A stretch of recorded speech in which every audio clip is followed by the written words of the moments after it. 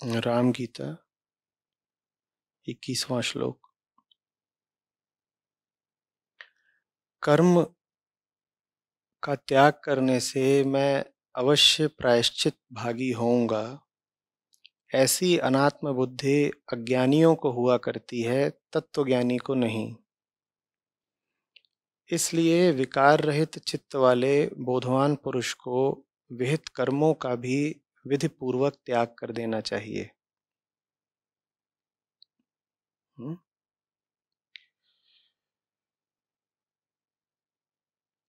पूछा है कि सकाम कर्म को त्यागने से प्रायश्चित की भावना तो होती ही है, क्योंकि उससे फल की आसक्ति रहती है।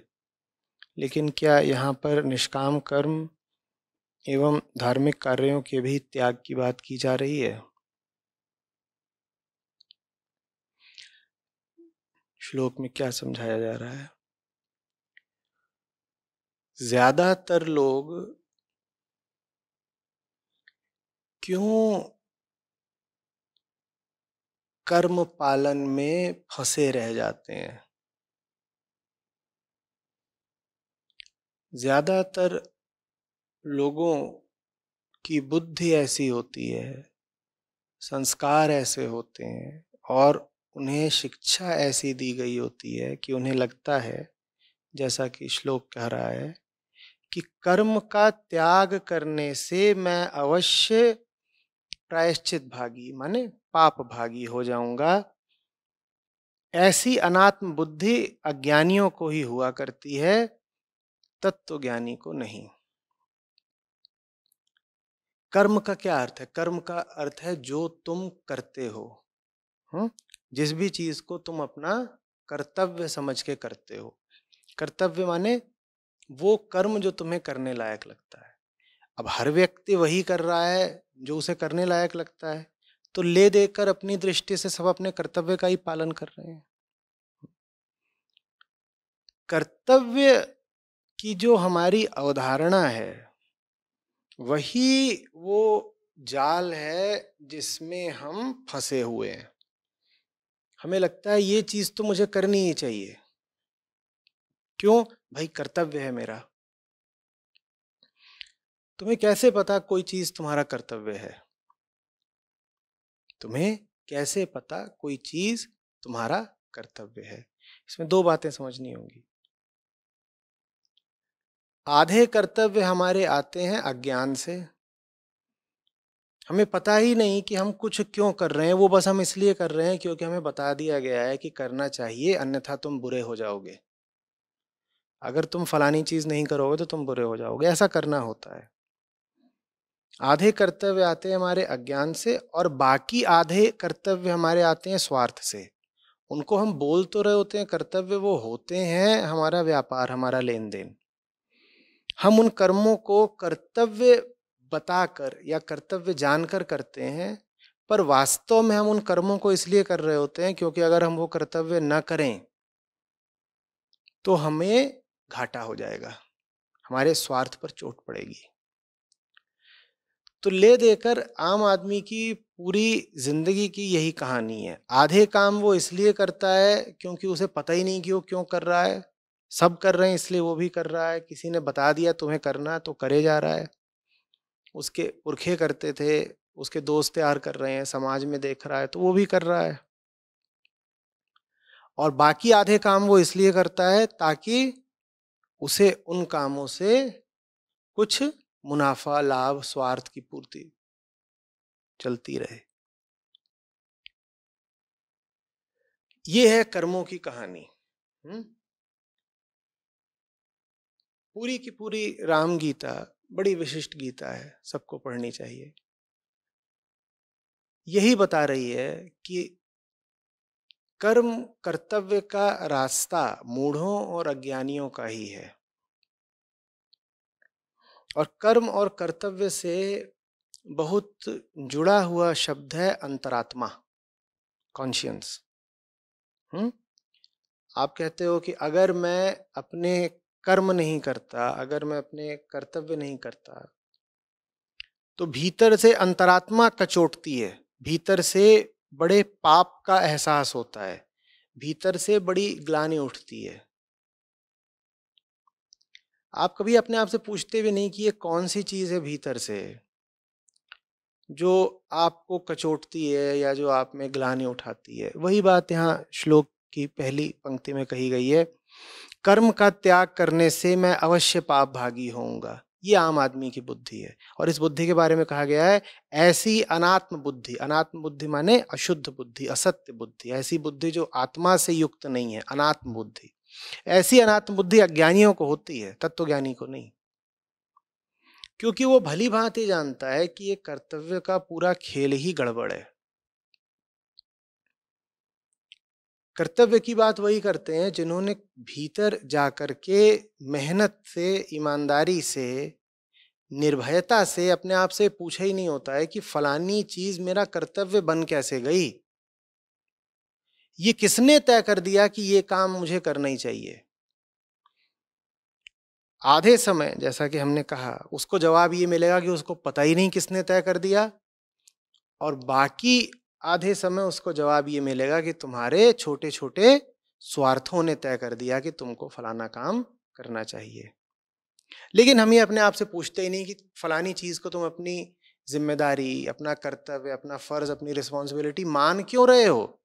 ये कैसे तुम्हारा फर्ज हो गया, ये कैसे तुम्हारे लिए विहित कर्म हो गया, कैसे, ये हम कभी अपने आप से पूछते नहीं।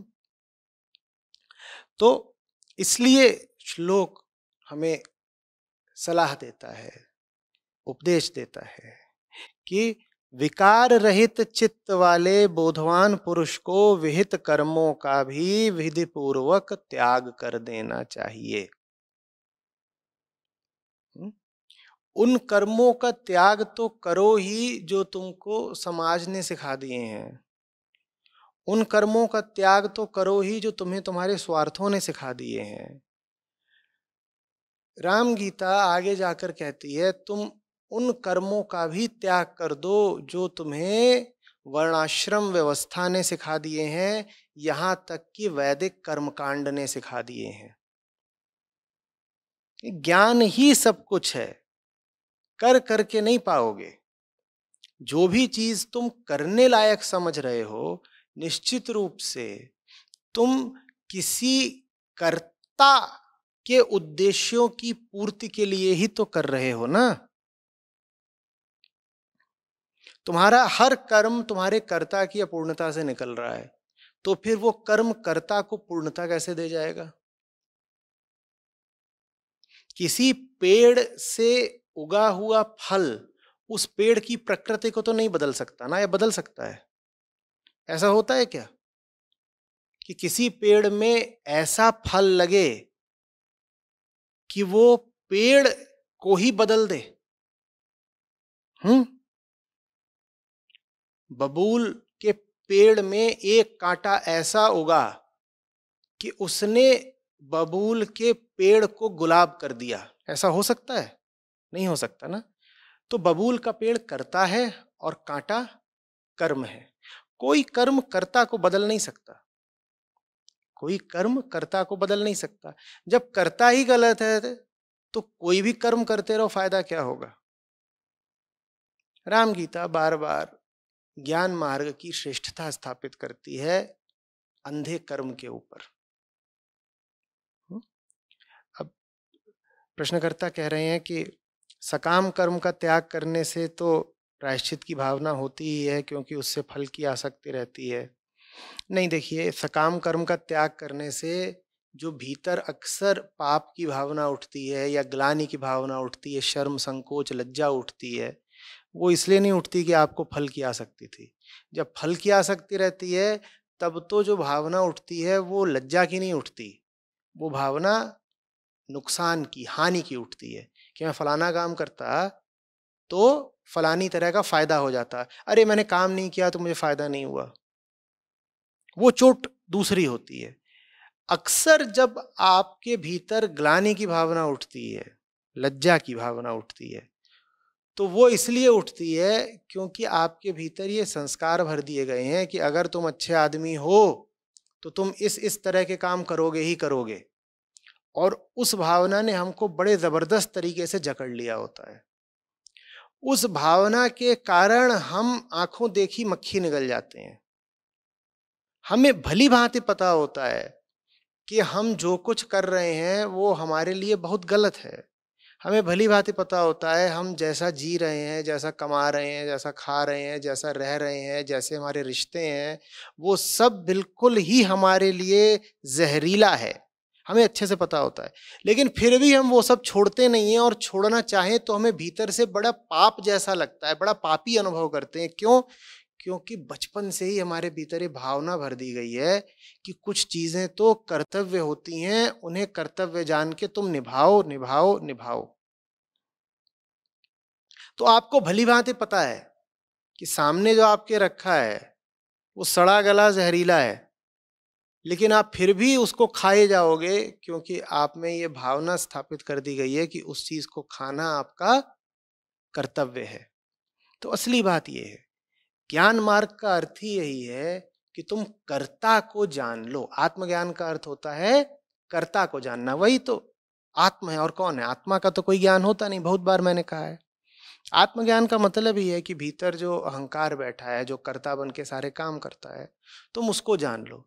जब तुम कर्ता को जान लोगे तो तुम कूद कूद कर कर्ता को बिल्कुल विक्षिप्त कर्म करने की अनुमति कैसे दे दोगे? और तुम कर्ता के कर्मों के साथ फिर तादात्म्य कैसे बैठा लोगे? तुम जान गए कि भीतर जो कर्ता बैठा है वही नकली है, पगला है, कृत्रिम है, बाहरी है। अब तुम कैसे कह दोगे मैं ही करता हूं? अब तुम कैसे उस कर्ता के सारे कर्मों को ऊर्जा देते रहोगे? तुम्हें पता है ये पागल आदमी एक भीतर बैठा हुआ है, और जो भीतर पागल आदमी बैठा हुआ है वो तमाम तरह के पागलपन करने के लिए उद्यत रहता है। अब वो चला है भीतर से उछल के कोई पागलपन करने। वो पागल है एक तो, दूसरा अज्ञानी है, और तीसरा स्वार्थी है। वो जो भी कुछ करता है, हमने कहा था, या तो अपने अज्ञान में करता है या अपने स्वार्थ में करता है ना? कर्तव्य इन्हीं दो जगहों से आते हैं ना, या तो अज्ञान से या स्वार्थ से। तो वो यही सब अपना करता रहता है। तुम कैसे उसके साथ हो लोगे? ज्ञान मार्ग का मतलब ये, तुमने कर्ता को पहचान लिया, तुम अब जो अनिवार्य कर्म करे जा रहे थे अंधे होकर के, उनसे तुम मुक्त हो गए। व्यर्थ के झंझट पालने तुमने बंद कर दिए। जो जानवर आकर के रोज तुम्हारा ही खून पीता हो, उसको हड्डी बोटी डालना तुमने बंद कर दिया। हमारे ज्यादातर कर्तव्य ऐसे ही होते हैं। एक जानवर है जो हमारा ही खून पीता है, हमारा ही मांस खाता है, और तब भी हम उसको हड्डी बोटी रोटी डालते रहते हैं। इसे कर्तव्य बोलते हैं। वो जानवर आवश्यक नहीं है कोई बाहरी जीव हो, वो जानवर हमारे भीतर की वृत्ति भी हो सकती है, पर जो भी हो, जानवर ऐसे हैं जरूर जो हमारे लिए घातक हैं, और हम ही उनका पालन पोषण करते रहते हैं। इसका नाम अक्सर कर्तव्य होता है। ठीक है, तो ये बात यहाँ कही जा रही है। प्रश्नकर्ता पूछ रहे हैं क्या निष्काम कर्म एवं धार्मिक कार्यों के भी त्याग की बात की जा रही है? बहुत स्पष्ट तौर पर राम गीता ने बताया है, इसमें कोई आपको शंका होनी नहीं चाहिए थी कि समस्त कर्मों का त्याग उसे ही शोभा देता है जिसमें बड़ी गहरी मुमुक्षा हो, जो समाधि के लिए उत्कंठित हो, और जो अध्यात्म के एक ऊंचे तल पर पहुंच गया हो। उस तल पर पहुंचकर ही सारे कर्मों का त्याग करना है। आम आदमी के लिए तो यही उचित है कि वो सही कर्म करता चले। आम आदमी के ऊपर तो कर्तव्य होने ही चाहिए। इसीलिए वेदांत के जो शीर्षस्थ ग्रंथ हैं, चाहे वो अष्टावक्र गीता हो, चाहे आज राम गीता हो, ये कर्तव्यों के त्याग की बात करते हैं। आप अष्टावक्र के पास जाएंगे, वो बिल्कुल इन्हीं शब्दों में स्पष्ट कहते हैं कि ज्ञानी के ऊपर कोई कर्तव्य नहीं होता, वो सब कर्तव्यों से मुक्त होता है। लेकिन ज्ञानी के ऊपर नहीं होता ना कोई कर्तव्य। आम आदमी को तो कर्तव्य स्वीकार करने पड़ेंगे, लेकिन बहुत सावधानी से। आम आदमी को क्या कर्तव्य स्वीकार करने पड़ेंगे? आम आदमी को वो कर्तव्य स्वीकार करना पड़ेगा जो उसे अंततः कर्तव्यों से मुक्ति दिला दे। होता उल्टा है, हम ऐसे कर्तव्यों में फंसे रह जाते हैं जो आजीवन चलेंगे और आजीवन चलने के बाद भी हमें छुटकारा नहीं देंगे। वो काम चुनिए जो आपके कर्ता को मिटाता हो। कोई काम ऐसा नहीं होता जो कर्ता को मिटाता हो। अभी थोड़ी देर पहले ही हम कह रहे थे कि कोई कर्म कर्ता को थोड़ी मिटाएगा। बस एक विशिष्ट रास्ता होता है, जिस रास्ते पर चलने वाला मंजिल तक नहीं पहुंचता, वो खुद ही मिट जाता है। उसी रास्ते को धर्म कहते हैं।